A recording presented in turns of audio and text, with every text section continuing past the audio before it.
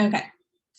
All right. Well, thanks for joining us today for this ACEs training and a little bit of trauma informed care and just being able to share kind of how that relates to some of our goals at United Way and really what that means for our work here in the community and just to build some awareness and some common language for all of us. So I appreciate y'all taking the time to join us today on the call or if you're watching this after the fact.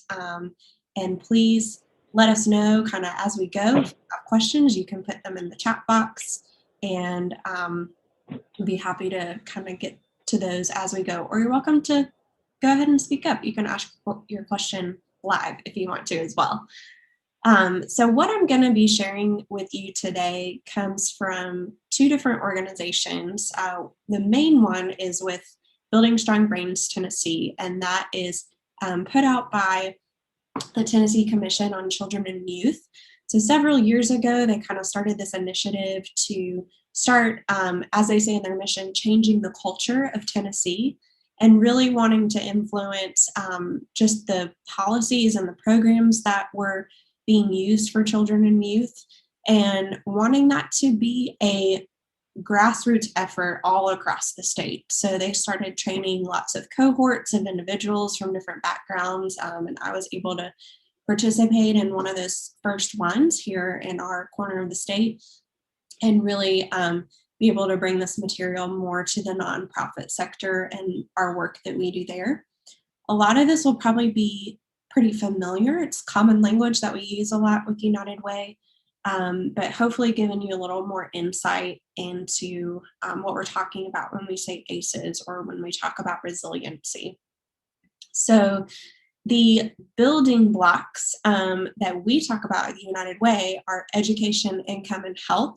And you can kind of see that reflected here in this graphic that they have come up with from GCCY. They're really a lot of the same things that are these pillars that they call to build strong communities and successful parenting for the next generation. So in addition to, you'll see the education and economic productivity, which we would consider our income area, and lifelong health, also just responsible citizenship. And all of that is on a foundation of healthy child development, which we're going to talk about a lot today. The objectives that I want you all to take from this training, if there's just kind of one thing that you take, it is these four terms that we're going to talk about. So the first is brain architecture. The second being serve and return. The third is toxic stress. And the fourth is resilience and how we continue to build resilience in children and in adults and everyone in our community. So these takeaways of these four concepts and some of the links and the things that I'm going to be sharing, we will have available for you after the training's over. We'll send out in an email, or if you're watching it later on YouTube, we'll try to have the links in the description of the video as well. So normally, if we were in person, I would do sort of an icebreaker activity at this point in time. And usually what that involves is having everybody get out a piece of paper and following some simple instructions to draw various things on your piece of paper. And then you get to compare that paper to your neighbors and see how alike or how different you drew on the paper and how you followed the instructions. And the interesting thing about this activity is that people can hear the exact same instructions and come up with completely different designs on their individual papers. Some people, when they hear things like draw a circle or write your name, they start doing them from top to bottom on the sheet. Other people start with a really big circle and then write the things inside of the circle. Or if I say write your name, they might say Emily, like my name is Emily, or they might put your name and actually spell that out. And the reason we usually do this activity is because it makes the point of what frame of reference we're coming from. We're all going to hear the same material today and be taking in the same points that are being made in the training. but you're going to view it and you're going to respond to it and reflect on it based on what your own personal experiences are. So even when we're talking about things like toxic stress or things that can um, be very difficult in someone's life, we recognize that people here may have experienced some of those things themselves, and that we're all working from a framework of building our own resilience as we go through life in general. But I think, especially this year with the pandemic and all the various things that have been going on in our world. So just wanted to kind of lay that groundwork before we jump into some of the heavier things that we're talking about. Are there any questions yet at this point in time before we jump into these 4 different points?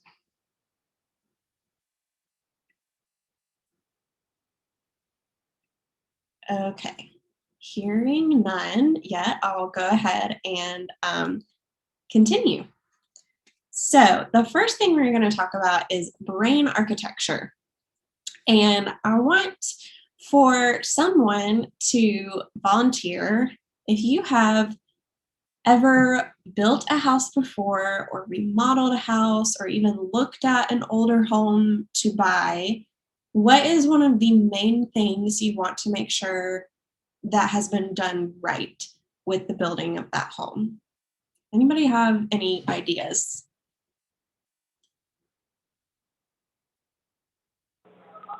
I would say the foundation.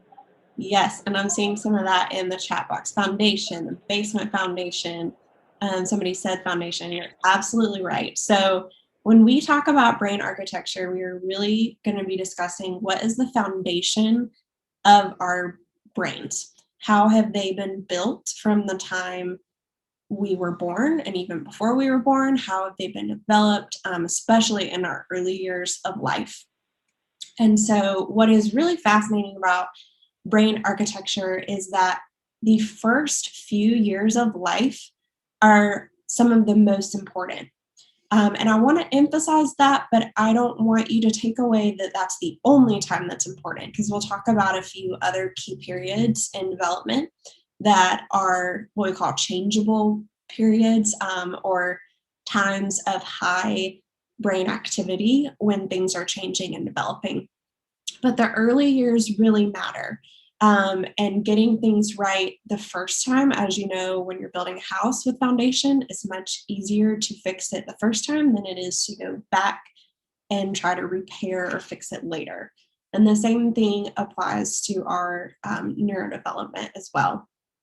So, as you can imagine, simple things come first and more complex skills are building on top of them. So if you think about a baby who is developing, they are learning simple skills like how to lock eyes with you and communicate with you before they are learning things like language and how to read and how to write and cognitive skills like that. But what is happening in that baby and newborn and toddler brain is all of these neural connections per second. And I love this picture that is of a brain scan, and this is from the Harvard Center of the Developing Child. And it shows all these different neural connections that are happening from newborn and at 6 months old and at 2 years old. And what happens is that from 0 all the way up to 5, it's only increasing and increasing. But then, if you've ever heard the term use it or lose it, there's sort of a natural pruning that starts happening in our brains as we get older. So, as we move toward later childhood, adolescence, and definitely into adulthood, our brain starts to prune back various things like, oh, you probably don't need to remember that thing. So, you just forget it. And so that's why a lot of times from childhood, you may have some really distinct memories that you have, but there may be other things that you are not recalling or remembering from your childhood. So, what we can learn from that is that anything that we can do to help the development, especially with cognitive skills and what we would call executive functioning type skills, if we can do that earlier on and provide some assistance to give parents tips for those kind of things, or be able to encourage those kind of interactions, that is helpful. So this slide kind of shows when those various brain activities are happening. So in the green rectangle, you can see that we have language, and that is primarily being developed during the first 2 years of a child's life. And then the purple line that you can see kind of peaks the latest on our chart around sort of the early elementary years is what we call self-regulation. And we'll talk about that a little more here in a moment, but that really lends itself to the type of skills that employers look for, honestly, when you get older, or the type of things to be successful in the classroom. Can you remember 3 or more tasks in a row? Can you recall that you're supposed to not talk and sit in your seat and put your backpack on the hook when you get there? Things like that. So what we're also going to talk about is how to build that brain architecture. So this is the second of our 4 main points, and that is the serve and return relationships. And there's a really fascinating video and study, and again, this will be in the links and resources that we send out afterward, but it's called the still face experiment. I don't know if any of you have heard of this or maybe even seen this video before, but essentially what they were trying to figure out is how long does it take for a young child to start experiencing stress when no one is interacting with them? So they had a baby and a parent there in the room, and the parent was interacting with the child, cooing, giggling, all these things. And the baby's interacting back at a developmentally appropriate level. So they're pointing, they're cooing, they're babbling. And then they asked for the parent in the experiment to just not engage back. So the parent was still present. They weren't doing anything that was negative. They just asked them to have a still face for the child. So the child continued trying to get the parent's attention, pointing, laughing, slapping the table, all the different things that, if you can imagine interacting with the baby, that they would try to do to get your attention. And what happened relatively quickly, when the parent was not responding back or engaging back with them, the baby became really distressed and started being louder, started doing more things to get attention, and then eventually broke down and started crying. And then at that point, they asked the parent to comfort the child, and everything was fine and resolved. But what this experiment is really showing is that when children are not interacted with, it causes them to have a higher stress level. And if you can imagine, if that is ongoing and repeated, we'll talk about toxic stress and what that means here in just a second. If that interaction is not there for such a long time, it can really affect the actual neural development of what's happening with that child, with their language development, with many different things. So when I say the words serve and return, probably the most common image that comes to mind for most people is a tennis match or some sort of sport with a net, like volleyball or badminton or something like that, where you're serving the ball and somebody on the other side has to return it back to you in order for the game to continue. And that's exactly what's happening with these interactions between children and parents. So kids are naturally going to want to interact with their parents. They are doing this regularly from the time that they are born. But what happens a lot of times is that parents aren't really sure how to engage back, or maybe they know how to engage back, but they don't see their child very many hours in the day because they're working several jobs or doing a lot of other things. And so what can suffer sometimes is that language development, some of those cognitive skills, when there's not enough of those serve and return interactions. And it doesn't necessarily have to be the parent. It can be any adult or quality relationship who's engaging with them. And so that's why a lot of the things that we do with United Way, you will see a lot of programs that emphasize having that quality adult, that caring person, that common individual who's going to be there for the child and interacting with them. not just in these early years, but even all the way through elementary, middle, and high school as well. What this graph is showing is just the correlation between how much a child is talked to, how many words they're hearing per day, and their vocabulary size. So you can see in the purple line that there is a high level of speech from, in this case, is mothers that were being examined. So if the mom tends to talk a lot and is engaging with her child, or even if she's just on phone calls and the kid's hearing her talk a lot in the background, or if she's talking to somebody else in the home, that child is going to have many more words in their vocabulary by the time they turn age 2. And so you can see that with high, medium, and low levels of speech. And this could be something that is based on time, number of hours that they're hearing these words in a day, how often they're hearing the words. But it also could just be based on personality. Some people are more talkative than other people. So it really just depends on how much people are talking when they're around their children. So know that this is not in any way related to economic demographics or mothers that work from home versus not work from home or anything like that. It's just the actual rate of words and how that correlates. What can happen with adversity at times? And again, as we kind of go into talking about toxic stress, this is really the core of what ACEs are and how they're experienced.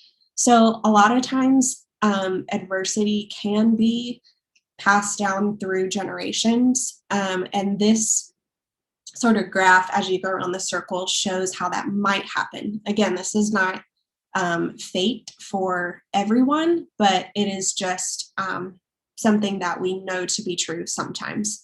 So if there's early adversity that a child experiences, again, as we talked about, that can change their actual brain development and cause more of a dysregulated response to stress.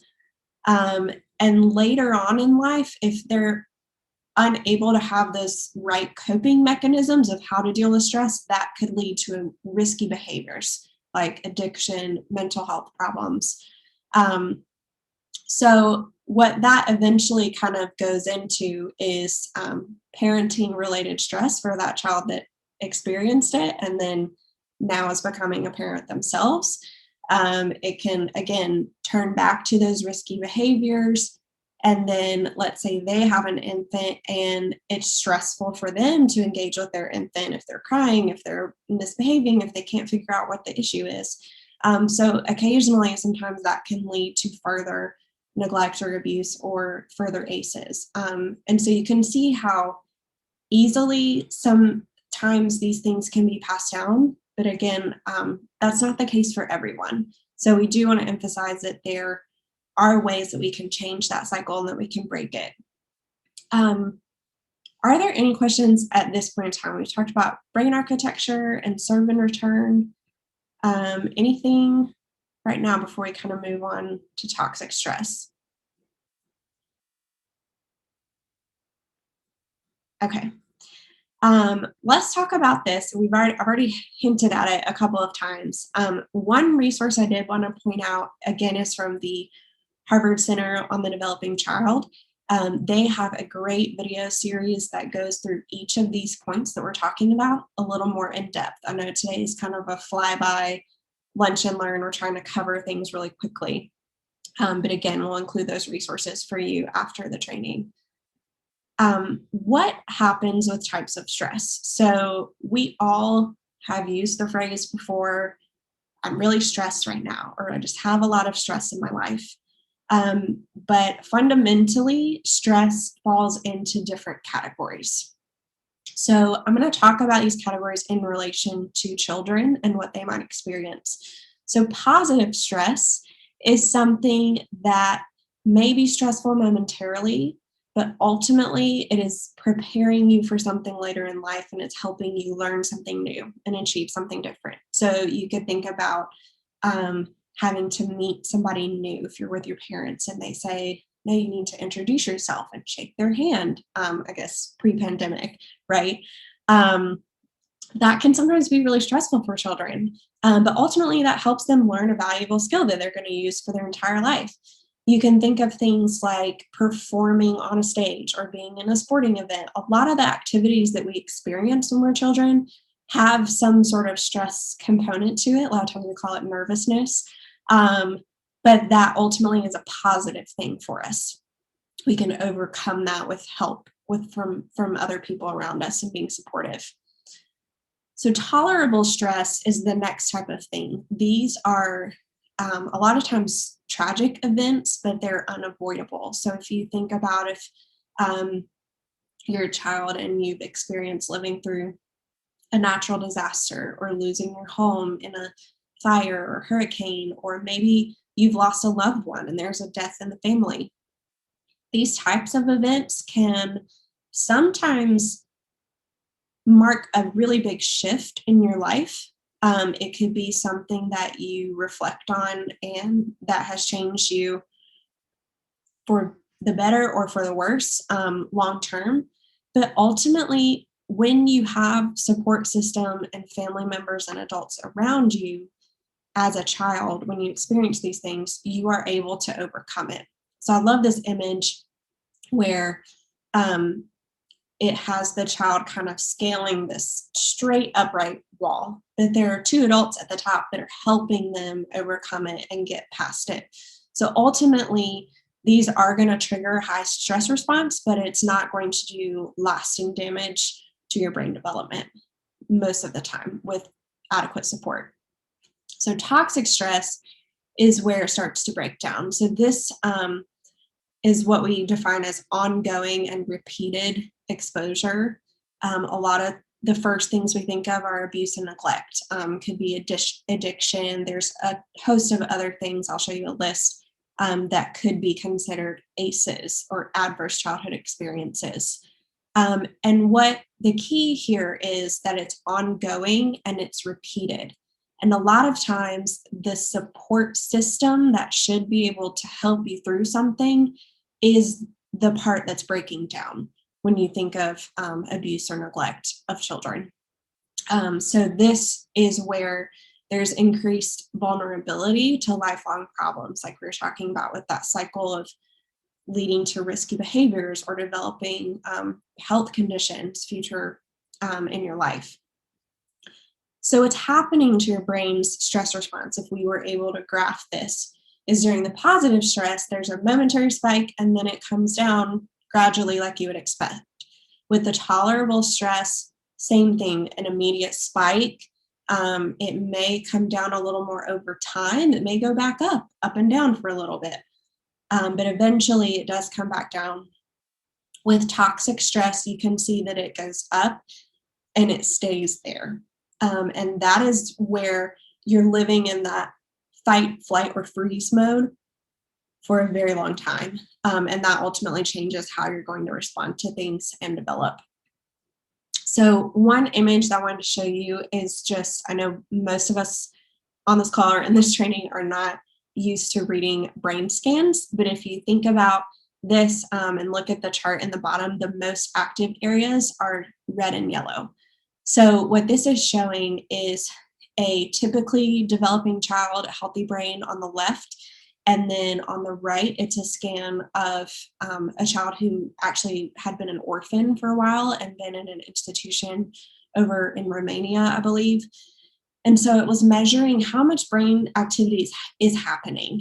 And I know we are not neuroscientists, but most of us are probably familiar with the idea that our cognitive or thinking functions happen in the front portion of our brain. So you can see that there's a lot of activity happening in the healthy brain on the left, but there's very little activity happening on the brain in the right with the same exposure during this test. So again, that kind of reflects back to the actual makeup of your brain can be changing through these experiences and this kind of toxic stress if it's ongoing. Again, this is, I'm talking about those various brain places, the prefrontal cortex and all of those kind of things. The back where your brainstem is is where that stress response is happening. So a lot of times we think of brain in the most simple terms as upstairs brain and downstairs brain. So there are actually even some teachers that have started using this in their classroom with their kids. And your upstairs brain is helping you to think and make decisions and do the right thing. And your downstairs brain is when you feel overwhelmed and your emotions are taking over and you feel stressed out or anxious or all of those things. And so it's actually been really interesting the past few years to see some educators developing this in their classroom and having kids even use hand signals for when they are feeling overwhelmed or maybe need a minute to check in with a teacher or with a counselor. So they've, a lot of them have started kind of modeling if this is your brain. If your upstairs brain has flipped the lid and your downstairs brain is in control, then they know that that's just kind of an unspoken signal that where kids can ask for some of the help and support that they may be needing in a given moment. And this happens to all of us. If you can think about something that could be just the smallest little thing and you just irrationally respond and you sort of flip the switch and you think about it later and you're like, I don't know why I got so upset about that. I mean, it could be something as simple as, the dishes or something in your house that if you are at a high stress level, that's how your brain is wanting to respond to that. So the other thing with that upstairs and downstairs brain is what we call executive functioning skills. And if you can imagine kind of like a air traffic control tower, where they're having to guide planes in and out that are happening all simultaneously. That's what your executive functioning is doing. It is having you make decisions rapidly in order to do the right thing. So at this point in time, I want to pause and show you guys a video. So I'm going to actually stop this share and start a different tab that I have open. But while I get that pulled up, do you guys have any quick questions for me while I get this video pulled up?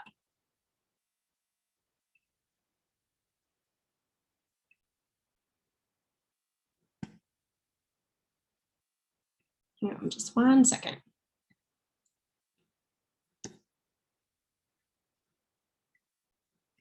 Okay. All right, I'm going to start the video. Let me know if you guys can hear the sound okay. If you can't, just unmute and let me know.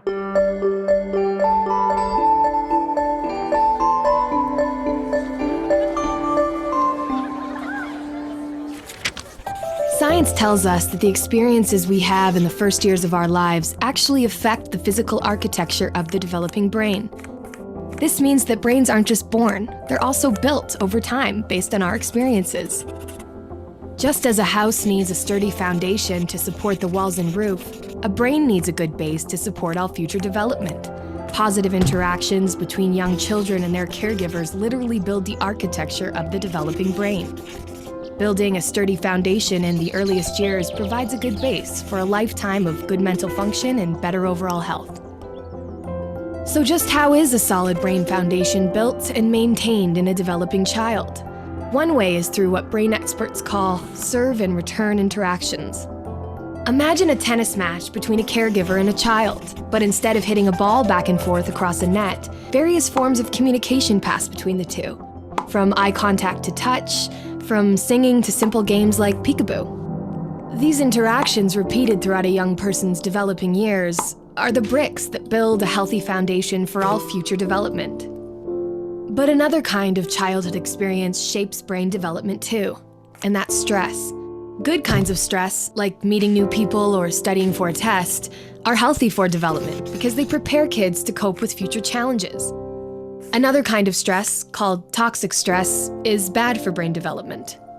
If a child is exposed to serious, ongoing hardships like abuse and neglect, and he has no other caregiver in his life to provide support, the basic structures of his developing brain may be damaged. Without a sturdy foundation to properly support future development, he is at risk for a lifetime of health problems, development issues, even addiction. It's possible to fix some of the damage of toxic stress later on, but it's easier, more effective, and less expensive to build solid brain architecture in the first place. One of the things that sturdy brain architecture supports is the development of basic emotional and social skills, an important group of skills which scientists call executive function and self-regulation can be thought of like air traffic control in the child's mental airspace. Think of a young child's brain as the control tower at a busy airport. All those planes landing and taking off and all of the support systems on the ground simultaneously demand the controller's attention to avoid a crash. It's the same with a young child learning to pay attention, plan ahead and remember, and follow lots of rules. Like all of us, kids have to react to things happening in the world around them, while also dealing with worries, temptations, and obligations on their minds. As these demands for attention pile up, air traffic control helps a child regulate the flow of information, prioritize tasks, and above all, find ways to manage stress and avoid mental collisions along the way. Having this ability is a necessity for positive and level mental health. Developing effective air traffic control, overcoming toxic stress, and building solid brain architecture are things kids can't do on their own. And since strong societies are made up of healthy, contributing individuals, it's up to us as a community to make sure all young people have the kinds of nurturing experiences they need for positive development. To build better futures, we need to build better brains.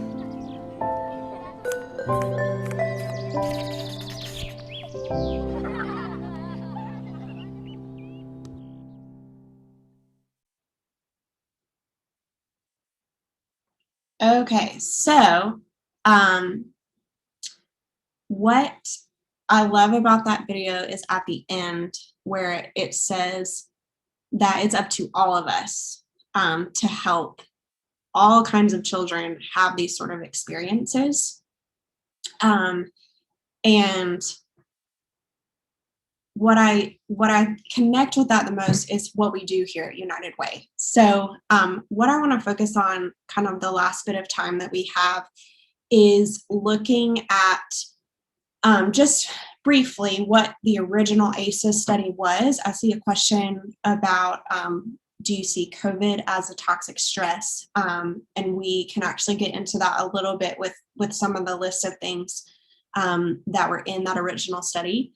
And then the remainder of the time, I want to focus on, well, what do we do now? How do we foster resilience for kids in our community? So I'm going to start sharing again, switch back over to our slides. And the original ACEs study, so what we're looking at here is how did this term even come up and become a thing? And what does that actually mean when we say ACEs? What types of things are we talking about? So originally, this was a research study that was done at Kaiser Permanente in, I think it was the mid-1990s, if I'm not mistaken. And so they interviewed all of their participants were people who were on their health insurance plan. So these are mostly middle-aged, college-educated people who had insurance. It wasn't your individuals that you would typically think of that might be experiencing poverty or racism or things like that. So you can kind of see their original demographics here that were on the screen. Majority had college, majority white, majority over the age of 40. And what was surprising that they found out from that group of people is that nearly 1 in 4 of them had 3 or more ACEs. And 64% of them had experienced at least one element of adversity in their life. And the actual 10 things that they were screening for fell under these categories. So abuse being considered as physical, emotional, or sexual abuse, neglect, physical and emotional neglect, and then household dysfunction. So things like mental illness, incarcerated relatives, seeing a mother or someone in your home treated violently, substance abuse, and then divorce of your parents. And so, like I said, 1 out of 4 of them had 3 or more of these 10. And so then they started looking at, because this was a health system, they said, okay, if you've experienced these things, how is that affecting your actual health, what you're coming in for, the issues that we're seeing? And this image of these kind of stair-step graphs, they saw all over the place with 40 different outcomes. So the number of ACEs that you had increased the likelihood that you would have health issues such as obesity, diabetes, depression, heart disease, lots of different things. It also increased your reporting of behaviors such as smoking, alcoholism, drug use. And they also saw a correlation with graduation rates, academic achievement, whether people were chronically missing work, things like that. So again, there's 40 plus different outcomes that they tracked. And this video, I'm not going to play right now, but it actually does a really great job explaining this initial study in more depth if you like this type of research and looking at the data. And again, I'll link that in some of our resources that we send out. But the takeaway for us, just as we talked about before, there's kind of this pyramid or this cycle of things that are happening. So sometimes this adversity is being passed down through generations, and sometimes it is changing your brain development. So what they were seeing essentially is these correlations were building on each other. If people had experienced ACEs, they were having disrupted neurodevelopment. There was social, emotional, cognitive impairment, some of those decision-making skills leading to health risk type of behaviors or disease, and ultimately leading to early death if you were diagnosed with something that was a chronic condition or a terminal condition. So this study was influential because it was the first one, but it has definitely not been the last one. So there's been a lot of states, especially, who have taken on trying to screen their populations for ACEs, what are happening in their lives. And if you look on this right side, there's actually a list of expanded ACEs that we're seeing. So that could be things that are embedded even broader than just your home life and what's happening with your caregivers. So that could be things like experiencing racism, living in unsafe neighborhoods where there's a lot of violence, being a child who's living in foster care at some point in time or experiencing chronic bullying, things like that. So if you kind of look at that expanded pyramid, not just as the trauma that you experienced, the ACE is the bottom, but we're saying that there's even broader things below that. And to the question about COVID, I think that I don't know that COVID itself will be considered an ACE, but I think there are a lot of things that have been disrupted because of COVID. I think that some children may experience additional ACEs because of ways that COVID has shaken up their family environment and their home environment. And as we talk about a lot in our work, if we're seeking out equity and wanting to not just kind of give everybody the same resources, but look at where groups of people may be needing additional resources. So again, looking at that social conditions, that local context, has there been historical trauma for a community? I know we've done beginning work and a lot of emphasis that we're trying to work in our community around racial equity and making sure that there are adequate resources out there for kids to be able to achieve different educational achievements or be able to be accepted into programs for the types of jobs that they're looking for or see another individual in their classroom. So a lot of those bigger, broader topics are starting to be talked about within this ACEs world and context of people whose life work is here.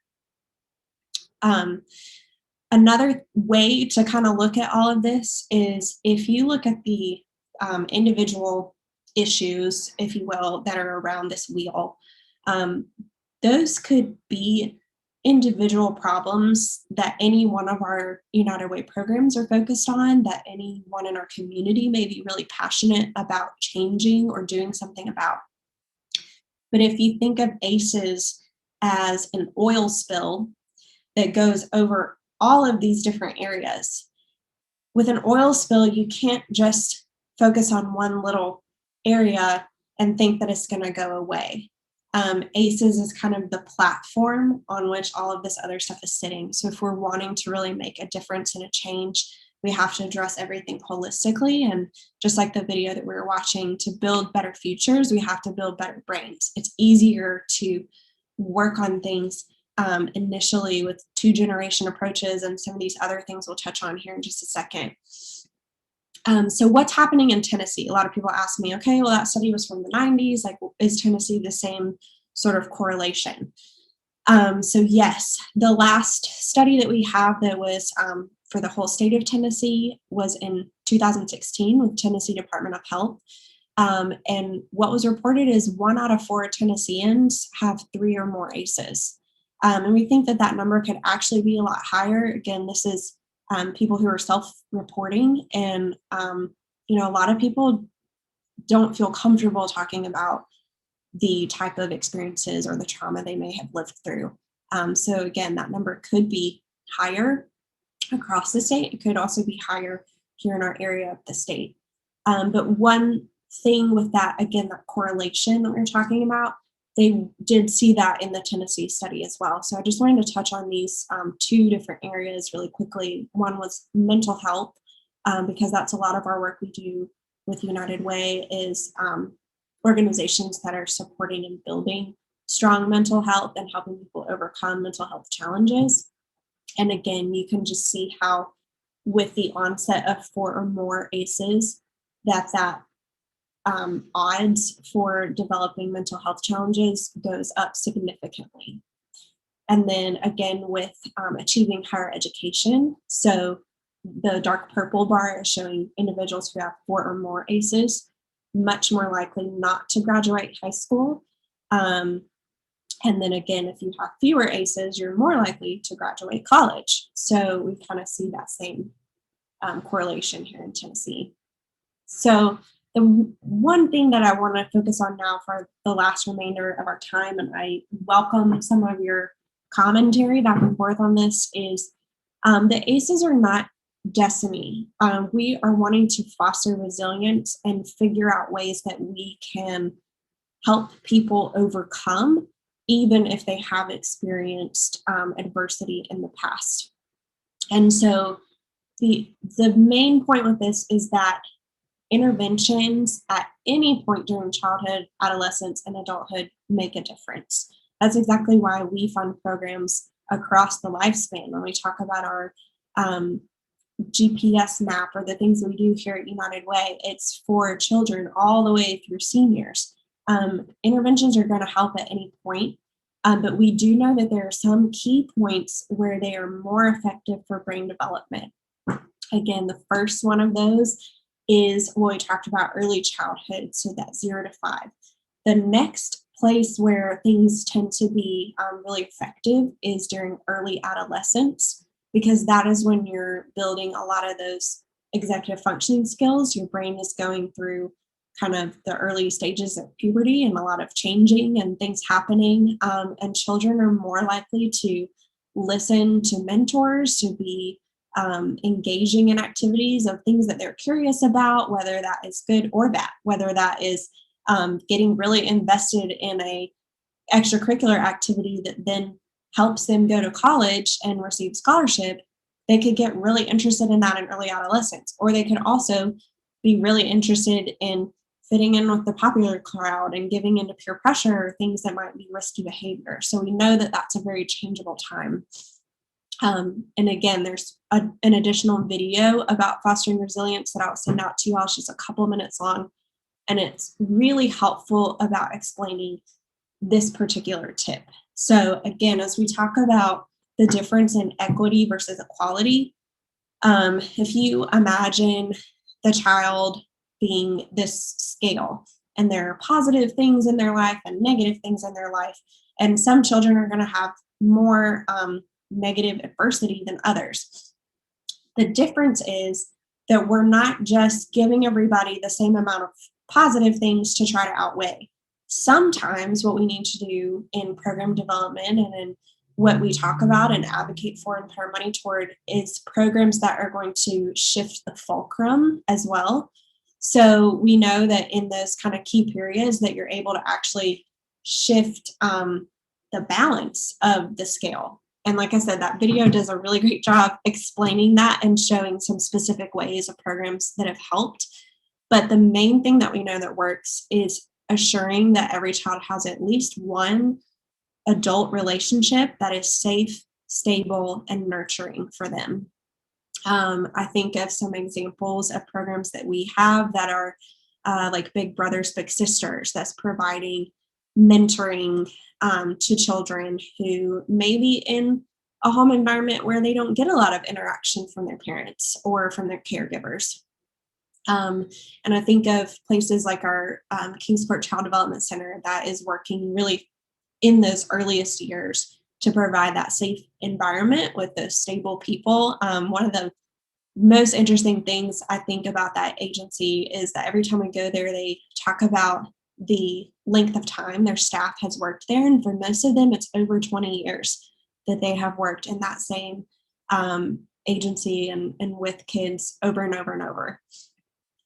So again, any type of programs that we can support that are working toward these kind of cognitive executive functioning skills are going to be important, because you look at this list of attention, problem solving, planning ahead, controlling impulses. Those are all things that are going to help you be successful in whatever you decide to do in the future, whether that's completing school, whether that's being a successful employee, or having children of your own and helping to parent them. So what can we do for some of these community approaches? I'm trying to find the slide. Yes, here it is. Okay. So one of the most interesting things is that when we invest in programs, a lot of times the way that we put our money is opposite to what's most effective. And I don't think that that's the case necessarily for our United Way, but just in general, when you're talking about primary prevention programs, so things that are focusing on that 0 to 5 age range, a lot of our spending follows this green line. We spend more when the kid is school age, and then we spend even more once they've kind of left adolescence and they're into adulthood. I think for our United Way, we've worked diligently to try to spend more in those earlier years and our helping children need succeed areas. But if you think about that brain's capacity to change and that use it or lose it concept that we discussed earlier, that does dwindle over time. One other thing that we can do to be trauma informed in our community, the main thing I want to focus on here is collaboration. So United Way is often looked at as a convener of different groups, but it seems like most of these type of programs are going to take even more collaboration, not just from nonprofit sector, but how can we involve businesses? How can we involve economic development in our conversations, let's say about childcare and about supporting parents with early age children. The other thing that we can focus on community-wide are things that are 2 and 3 generations in their approach. So programs or resources that are not only helping the child, but they're also providing assistance to the parent or to the grandparent. So I think about kind of, let's say, an after-school program where the child has somewhere safe to go after school, but then they also offer financial classes for the parents who have their kids enrolled. That would be an example of kind of a 2-generation approach. And then what can we do, not more community-wide, but let's say individually? And I know this says classroom approaches. A lot of times I'm talking to educators and after-school providers, but I think that this applies equally to businesses and to employers as well. So what I wanted to talk about is some trauma responsive elements that are often implemented in classrooms. And I think that this works really with employment as well. So this flexibility within a predictable structure. So a lot of times, what individuals who may be employed are experiencing is if they're dealing with a lot of stress and things in their home, having kind of a predictable structure of, let's say, like what their hours are so that they can figure out how to get their child to childcare, but then having flexibility within that too, that if they need to leave and go deal with something, or if they need to be able to have a day to deal with a family issue or things like that. And I think that flexibility is one thing that has improved a lot within COVID this past year, is that with all of the changes and things that have had to be made with policies and people in person or not in person, or dealing with kids out of school and all of those things, I think it's just become something that's talked about more often, which is always a positive thing. But the second and third thing is that relationship and just a safe space. So again, as we talk about safe, stable, nurturing environments, that could be happening in your business or in your nonprofit as well. So how can you build relationships with the individuals you're working with? How can you make sure that they feel safe to open up about their needs if it is for flexibility and things like that? These are suggestions, again, says classroom can happen just as easily. So one thing that they suggest for individuals in school and for teachers and students is to meet in a circle or with desks facing each other. And I know, again, all that has changed now with COVID and going back to school and having people all face the same way. But that's something that helps build relationships, greeting people by name, being able to give compliments. And this says teach how to give compliments. And that's obviously for teachers with students, but even within your own team at work, kind of being able to take time to give compliments to one another, recognize people for things that are within their strengths, not just a generic like, oh, you did great, or you look nice today, but that specific thing that you did was very helpful because, and giving specific compliments like that helps to build that relationship with individuals and make them feel safe in your environment. A lot of these things are stuff that seems kind of common sense, but we have to sometimes take a step back and ask ourselves, like, is this the plate on which we're operating?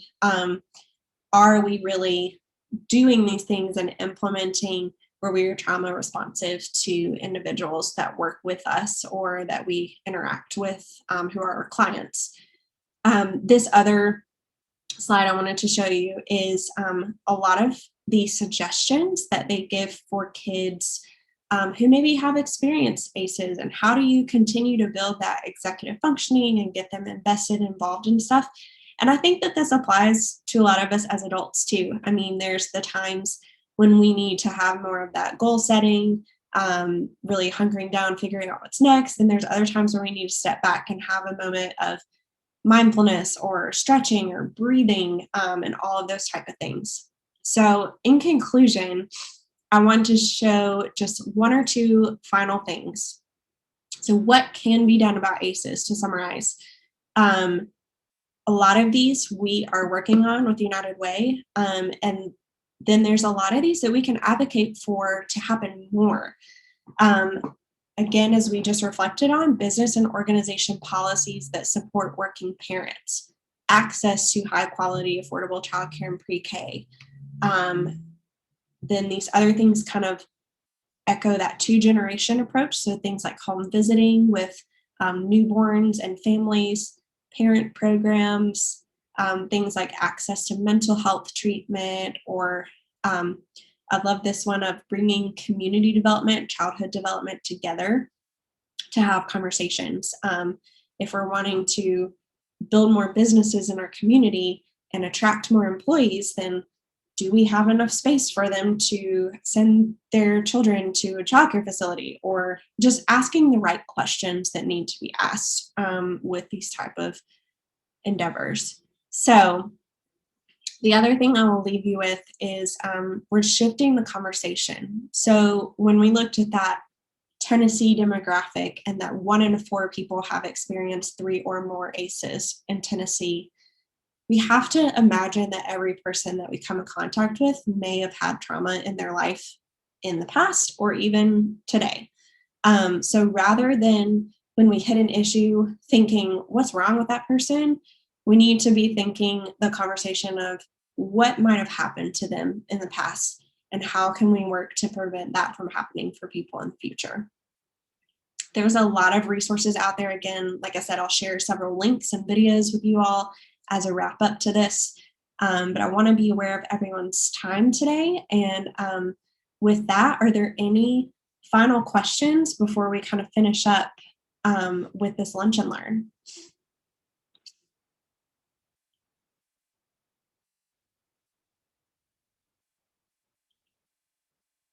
Okay. I don't hear anyone typing up if you were trying to get unmuted, but I appreciate your time.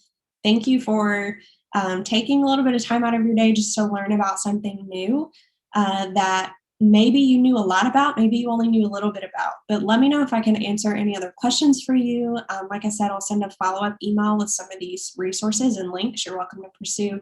And we'll also try to include those in the video description once we post this training online.